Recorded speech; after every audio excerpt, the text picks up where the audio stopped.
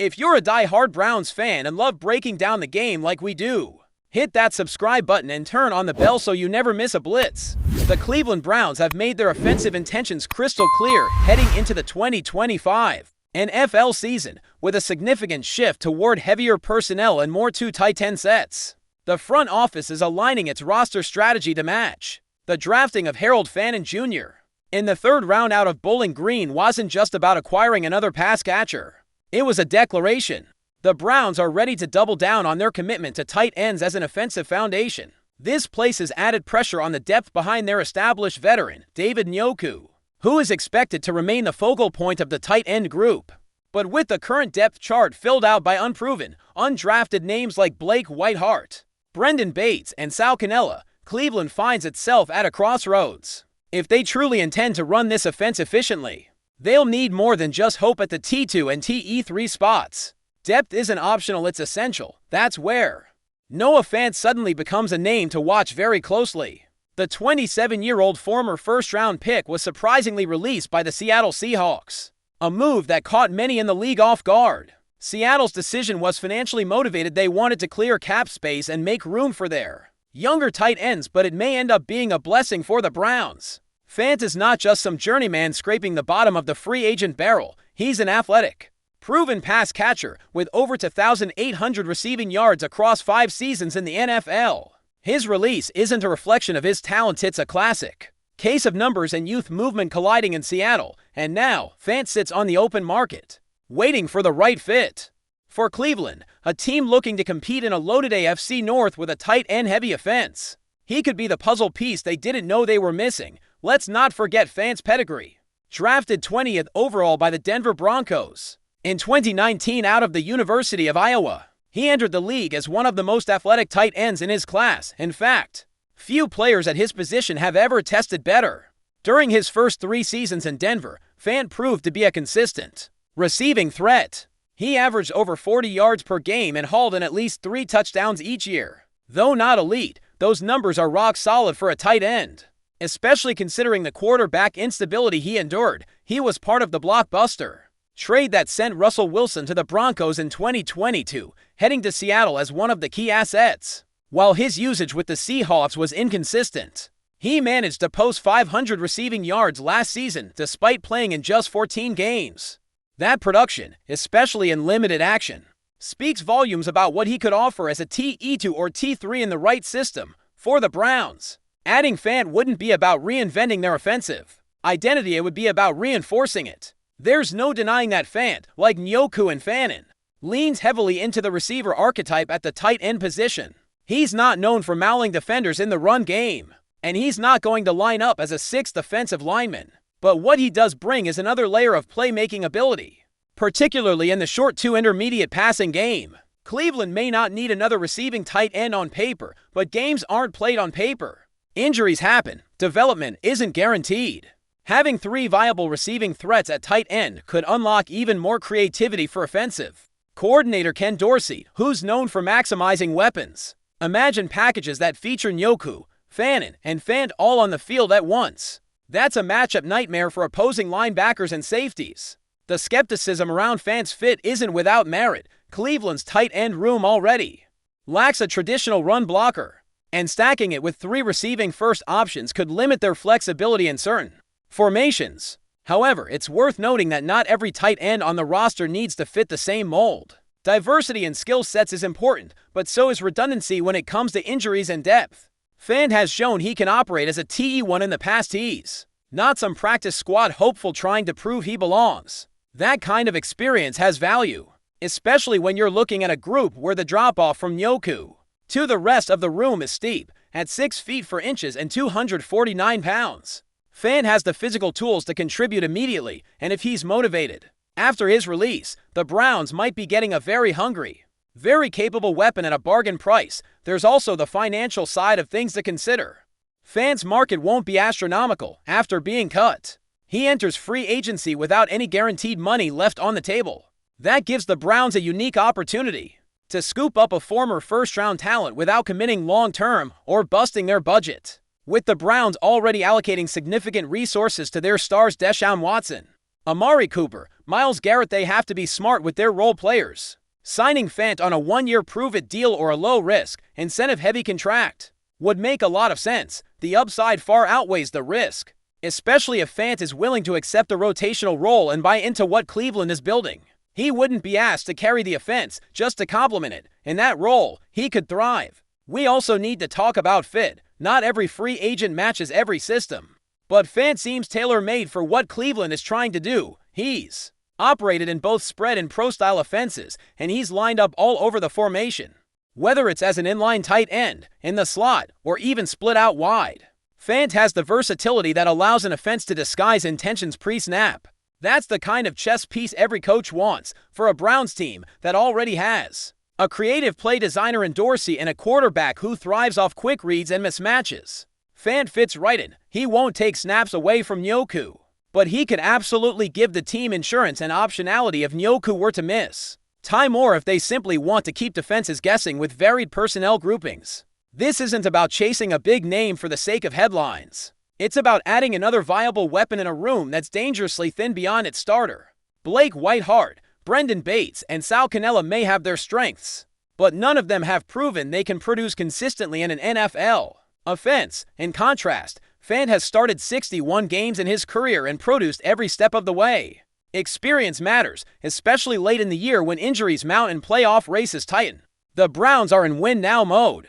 They don't need to wait on development if there's a player out there who can step in and deliver right away. And let's be real, Fant isn't going to be a free agent forever. If Cleveland wants him, they'll need to move quickly and decisively. There's also the psychological side to consider. Fant was just released. That can do one of two things to a player. It can break them or ignite them. If he lands in Cleveland with a chip on his shoulder, you might see a version of Fant that's even better than what he showed in Seattle or Denver. Motivation is an underrated factor in free agency, especially when you're talking about players with something to prove. Add that to a supportive locker room, a clear role, and a playoff-caliber roster, and the Browns could find themselves with a major steal. This wouldn't be the first time a cast-off tight end found new life on a contender. Just ask Darren Fells, Jared Cook, or even Delanie Walker. Sometimes all a player needs is the right situation to flourish. Ultimately, it all comes down to strategy. The Browns want to be a physical, versatile team that can win ugly games in December and score points in January. That means being deep, adaptable, and prepared for every scenario. Noah Fant might not be the flashiest addition, but he's the kind of signing that good teams make quiet, calculated, and potentially crucial. If Cleveland's front office is as serious about this offensive shift as their draft decisions suggest, then it's time to act. Don't leave this tight end room to chance. Add a proven piece, add Fant, because in a season that could be defined by inches and injuries, having one more weapon in the holster might be the difference between watching the playoffs and winning in them. Enjoying the content so far? Smash that like button and drop your take in the comments. We want to hear what you think about the Browns this season. Rumors are swirling in Cleveland, and if the whispers coming out of Bria have even a grain of truth, we could be on the verge of a massive shakeup in the Browns locker room. Kevin Stefanski, the man at the helm of the Cleveland Browns, reportedly has made a bold internal request that veteran quarterback Joe Flacco be released ahead of the 2025 NFL season. It's a jaw-dropping possibility, especially considering the late-season heroics Flacco delivered in 2023, guiding the team into the playoffs and earning Comeback Player of the Year honors. But as training camp heats up and internal tensions bubble to the surface, the idea that Stefanski is looking to move on from Flacco has suddenly gained traction in league circles. Multiple sources close to the team have hinted at philosophical differences between coach and quarterback, with whispers of growing frustration behind the scenes. This potential split, if true, could reshape the Browns' entire season before it even begins. To understand why Stefanski might be leaning toward such a drastic move, we need to dig deeper into the recent dynamics between coach and quarterback. While Flacco's performance late in 2023 was undeniably impressive, his playing style and football instincts have occasionally clashed with Stefanski's system. The Browns' head coach has long been known for his structured offensive approach, precision, rhythm, and balance between run and pass. Flacco, on the other hand, has built a career on instinct, improvisation, and a gunslinger mentality. These differences, while manageable in a short playoff run, may have begun to show cracks in the day-to-day preparations this offseason. Reports from the Browns facility suggest that Stefanski has been quietly pushing for more discipline at the quarterback position, and some insiders believe that message is not landing well with the veteran. Whether this is a personality conflict, a strategic disagreement, or something deeper remains to be seen. Another layer to this unfolding drama is the emergence of younger quarterback talent on the Browns roster. There's a sense within the organization that Stefanski wants to fully commit to a long-term vision, and keeping Flacco on the roster could be seen as a hedge that's delaying the inevitable. The presence of a proven veteran like Flacco may offer short-term stability, but it also limits the development of younger players waiting in the wings. It's a delicate balance between experience and future potential, and it seems Stefanski is leaning toward building something more sustainable, perhaps even at the cost of upsetting a locker room that rallied behind Flacco last season. The coach's vision for the Browns appears to prioritize systemic cohesion over individual brilliance, and Flacco, for all his achievements, may not be the ideal fit for that blueprint anymore. This possible move, though risky, could signal a bold new direction for Cleveland. Speculation about Stefanski's dissatisfaction with Flacco began subtly, with cryptic comments in press conferences and quiet reshuffling of quarterback reps during minicamp, but over the past week, the noise has grown louder. Several beat reporters have hinted that internal discussions have taken place about trimming the QB room, and Flacco's name continues to come up. What's more, some teammates have reportedly noticed a change in the vibe around Flacco during team activities. S vocal, more reserved, as if aware of his increasingly uncertain status. If Stefanski has indeed gone to the front office to request Flacco's departure, it's likely a decision not made lightly yet. Such moves often come down to trust, vision, and momentum. Stefanski, entering a critical year with his own job potentially on the line, may feel that keeping Flacco around complicates his path forward. He might prefer full control over a quarterback room that reflects his philosophy and leadership style, adding fuel to the fire. There's talk that Flacco himself has grown disillusioned with his role on the team after his Cinderella stretch last year. Flacco may have expected a clearer commitment from the organization heading into 2025. Instead, the Browns have maintained a murky stance, neither firmly backing Flacco as the starter nor giving him any long-term assurance. This ambiguity could be wearing thin on a veteran who's seen and done it all. People close to Flacco have hinted that he still believes he can start in the NFL, and if the Browns won't give him that chance, he may be willing to walk away or welcome a trade. The potential friction between Flacco's expectations and Stefanski's vision adds an emotional layer to the situation. What once looked like a perfect marriage of opportunity and redemption may now be fraying at the seams. With both sides quietly looking for an exit strategy, there's also the intriguing element of front office dynamics at play. General Manager Andrew Berry has always preached a collaborative approach, but if Stefanski is indeed pushing for Flacco's removal, it could test that balance. Berry brought Flacco in during a desperate time, and the move paid off, cutting ties now, especially after what Flacco meant to the 2023 playoff run, could create tension between the coaching staff and the personnel department. It's not uncommon for coaches and GMs to clash over roster philosophy, and this situation might expose deeper fault lines in Cleveland's leadership structure. Berry, ever the pragmatist, may see value in keeping Flacco as a safety net. Stefanski, on the other hand, might view his continued presence as a distraction. The decision, if it comes, won't just affect the locker room, it could ripple throughout the entire Browns hierarchy. Meanwhile, fans are already reacting to the possibility, and the split is telling.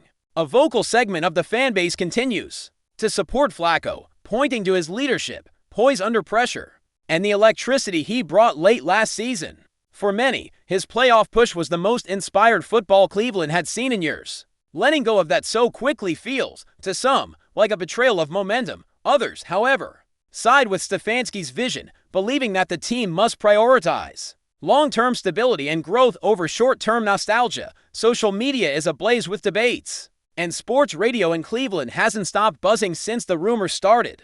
Whether Flacco stays or goes, the decision is bound to leave some fans disillusioned, and that emotional cost may prove just as impactful as the football ramifications on the field this fall. National analysts have begun to pick up the story, adding their own spin to the unfolding narrative. Some frame Stefanski's possible request as a power move, an attempt to reassert control over a team that had momentarily been swept up in Flacco-mania. Others see it as a miscalculation, potentially alienating veterans in the locker room who see Flacco as a leader. Either way, it's clear that this situation goes beyond X and O's. It's about identity, control, and legacy. Stefanski is coaching for his future, and every decision is magnified under the weight of expectation. Moving on from Flacco could either cement his authority or backfire spectacularly. It's a high-risk maneuver, and one that suggests Stefanski is willing to bet on his own system no matter the optics or popularity. There's also an unspoken undercurrent about Deshaun Watson. While the Browns have invested heavily in Watson as the franchise quarterback, his inconsistency and off-field baggage have kept the situation volatile. Flacco's presence provided a safety valve, a proven option in case Watson falters or misses time. Removing that insurance policy would represent a major vote of confidence in Watson, or an attempt to eliminate any potential quarterback controversy before it starts. Stefanski might be trying to clear the air, to remove any whispers of what if Flacco plays from lingering in the background, but such a move is inherently risky. If Watson struggles and Flacco is gone, the backlash could be swift and brutal. It's a gamble with no guaranteed payoff, and Stefanski knows full well how unforgiving the NFL narrative machine can be when bold decisions don't pan out. At the end of the day, nothing has been officially confirmed. Flacco remains on the roster for now, and Stefanski hasn't addressed the rumors publicly. But in the world of professional football, where smoke often signals fire, the buzz around this story is too loud to ignore. Something is clearly brewing in Cleveland, whether it's a quiet rift, a philosophical shift, or a precursor to a roster move. The signs are there. This potential breakup between Stefanski and Flacco could go down as one of the most controversial subplots of the Browns' 2025 campaign. It raises questions about leadership, loyalty, and the cost of winning in today's NFL. For now, all eyes are on Berea as fans, media, and insiders alike wait for the next domino to fall. And if history is any guide, the silence from the Browns front office might be the loudest signal, yet that change is coming. Thanks for riding with us on another Browns Blitz. If you liked the video, share it with a fellow fan, hit subscribe, and ring that bell so you're always part of the Dawg Pound conversation. Go Browns!